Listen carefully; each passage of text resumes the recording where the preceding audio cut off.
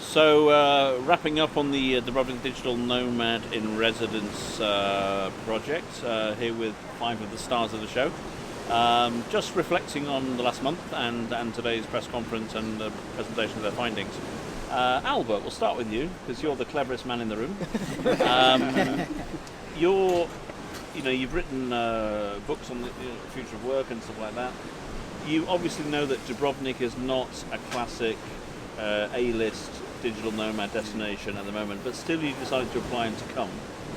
What were your expectations of Dubrovnik as a nomad destination? What did you find? And what is your hope for the future for Dubrovnik? It's a very complex question to start with. You're clever. I pretend.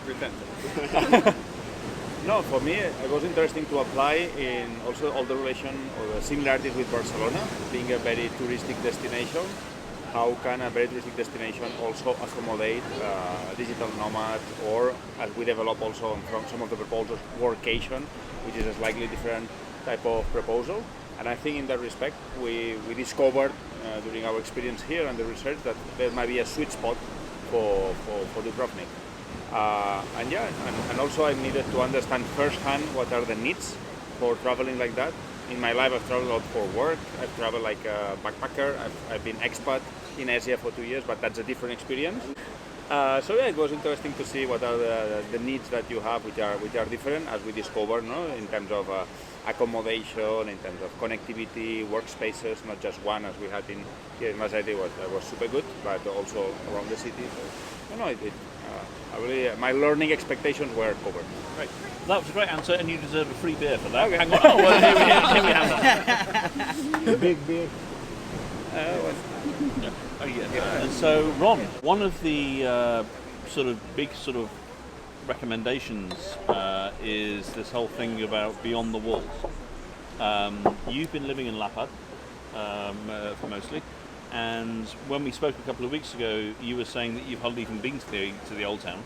And just tell us a little bit more about this beyond the walls and the experience of things outside the city, where compared to when you first came here, you didn't really know much about Dubrovnik outside the city walls, because this is a really interesting finding. Yeah, I think Kaizu says it best in that the attraction for tourists and digital nomads and other remote workers, the competition is really fierce. There are amazing places all over the world. So when you look for them, you kind of just go on the information that you see first of hand, and with Dubrovnik, it's the old town, which is beautiful and stunning, but it's not that large, and it's very touristic, and then in the summer it's quite hot, and these kinds of things are not very attractive. It's somewhere I've always I'd love to go there for a weekend, but it was never, and I think most of us shared that it was not somewhere we would book long term to then explore. It was somewhere we would book 2 days, fly in, fly out, or bus in, bus out. So really what I think all of us discovered in our exploration, which was one of the best parts of this program, was that each weekend, and sometimes other days, the different tourist boards from Canavle, from Portula, Millet, and others took us out to experience the other places outside of the old walls, of the old town, and really to see what else there is in this region to explore and to offer. And it's these things that are actually more attractive to digital nomads, to choose a destination for a longer period of time. And then in my own, just sort of from the practical side, many of us have been staying in Lapad, which actually some of the locals have said is their favorite neighborhood.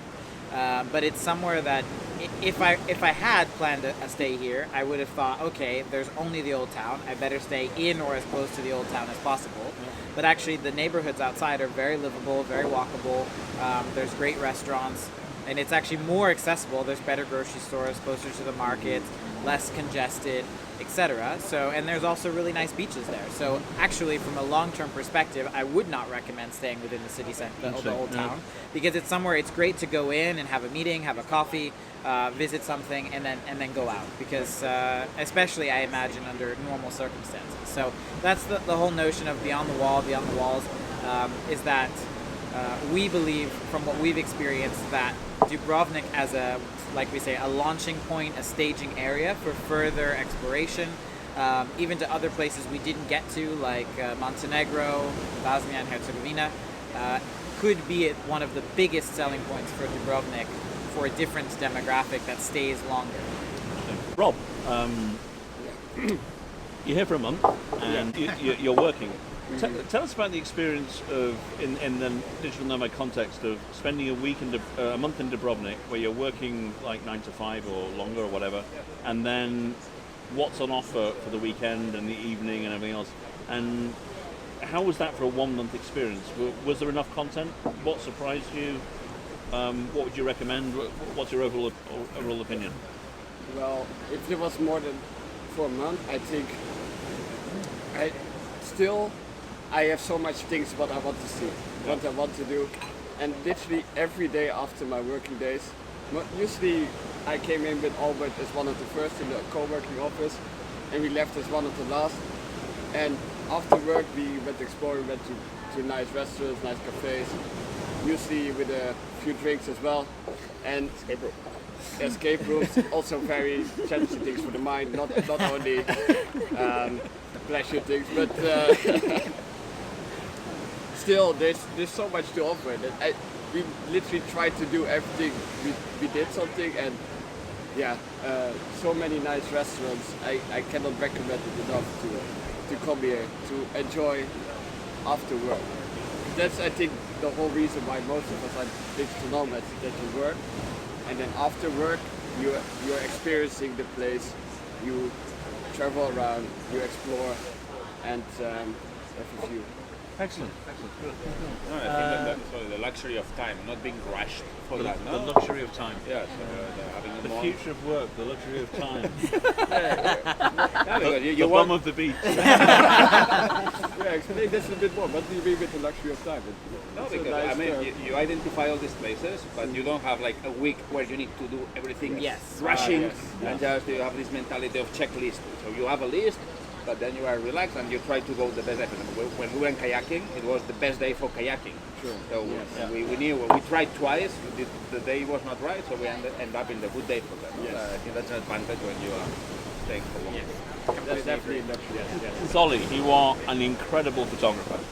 Thank you. You've done some amazing shots.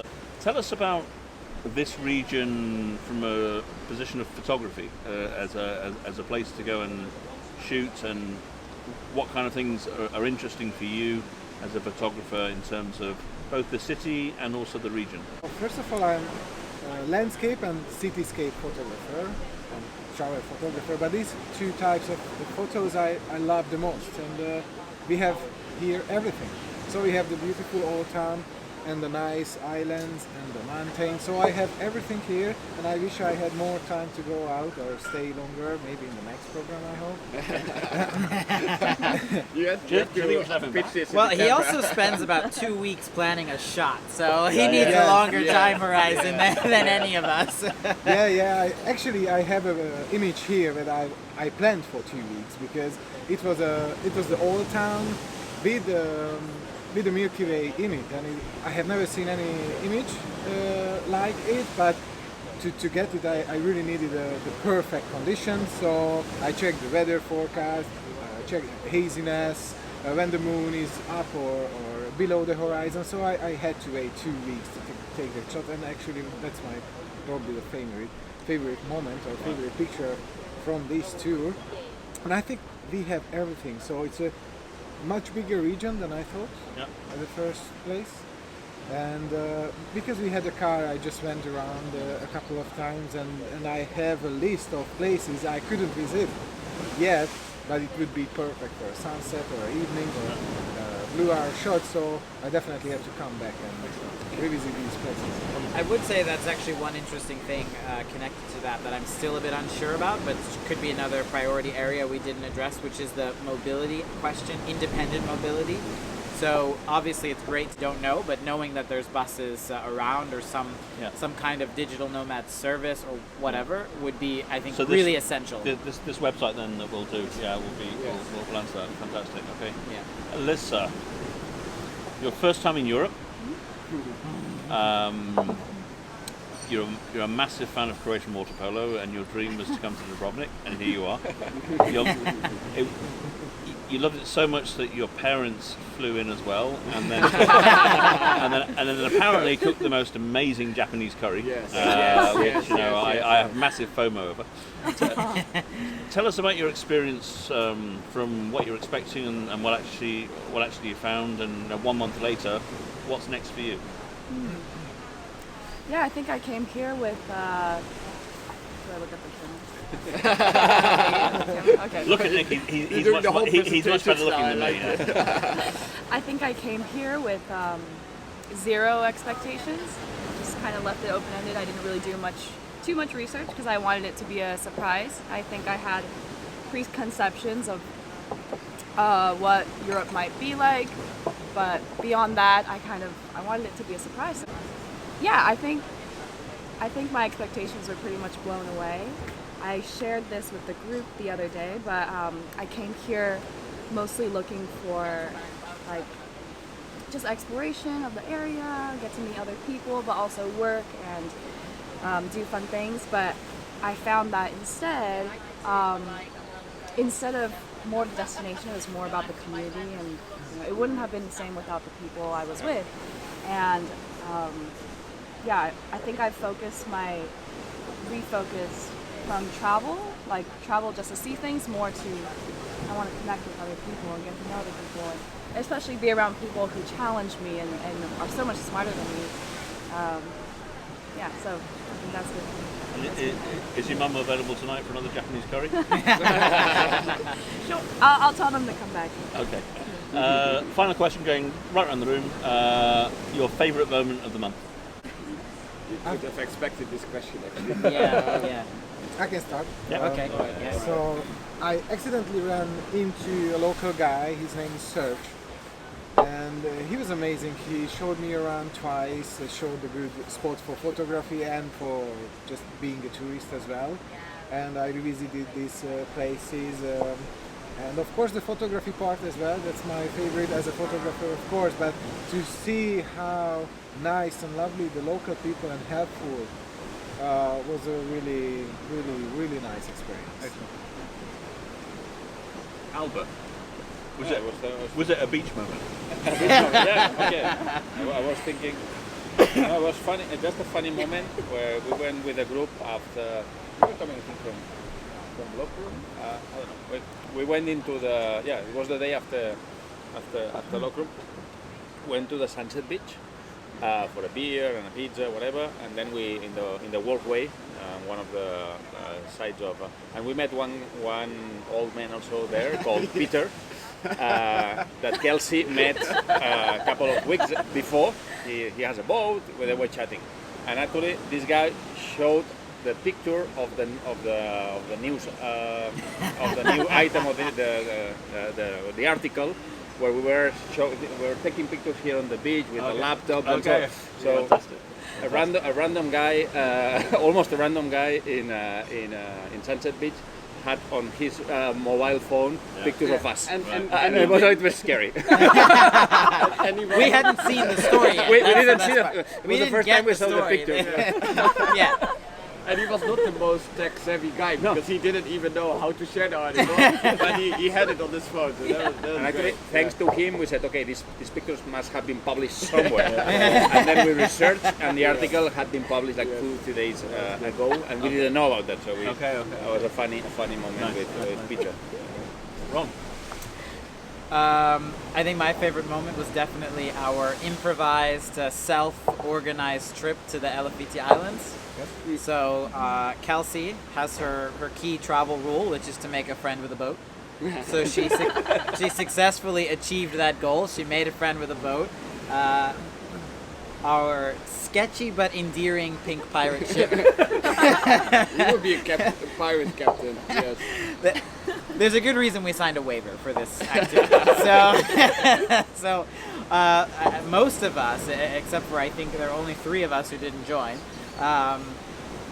took this boat out, and with our very multi-talented captain Josef, who took us around the islands, and we enjoyed some beverages, from 10 in the morning until late in the afternoon, and it was just amazing. And then This was a working day, yeah? it was a Saturday. It was a Saturday. The highlight moment though was we get towards the end, and he goes, "Okay, there's a cave. You can go swim in it." And mind you, the water is like 15 degrees. It's pretty cold. So he's like, "Okay, go swim in this cave. You just go in there. It's more interesting. You don't need a life jacket. Look for a stick. Go under like a rabbit, and then look up. It's beautiful. Keep going through, and then you'll have to come out all the way around in like the open sea, back to the boat." And then we, being geniuses, decided, okay, let's go. And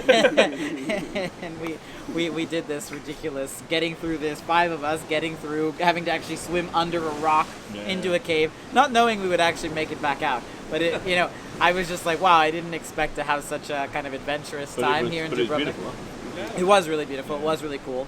I don't know where it was. It was just some spot he knew, but it was really nice for the locals to have that local connection, and they gave us a great prize and organized most of the tough stuff for us, cooked for us on the boat, which was amazing.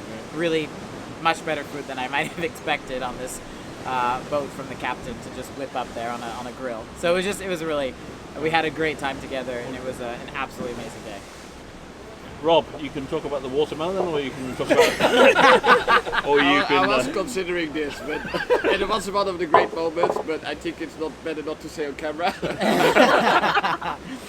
But no, I think what I mostly enjoyed the whole month is actually the work-life balance. That we working in this beautiful office, what was very inspiring and motivating to go, even though I don't like early mornings, to walk a long time and then come to this beautiful office. Every day I enjoyed coming there. But what I mean with the work-life balance is that predominantly during the breaks that I could have a swim. I mean, that's the reason why I like being a digital nomad, is that I can have a break and do something adventurous, swimming in the cold water. For me it's not so cold, but yeah, some people like to exaggerate. Estonian water will chill anybody. Yeah, fair enough. But no, it was wonderful, and especially on the workshops we had on Fridays all together. And there were also moments that we were swimming with bigger groups. Yeah, that is something what I will never forget in my life. I think this is the work balance. What I experienced here is something what I would like to have continued for the rest of my life. So maybe I have to come back, or I have to find places similar. Yeah, perfect. Wonderful. Yeah, wonderful.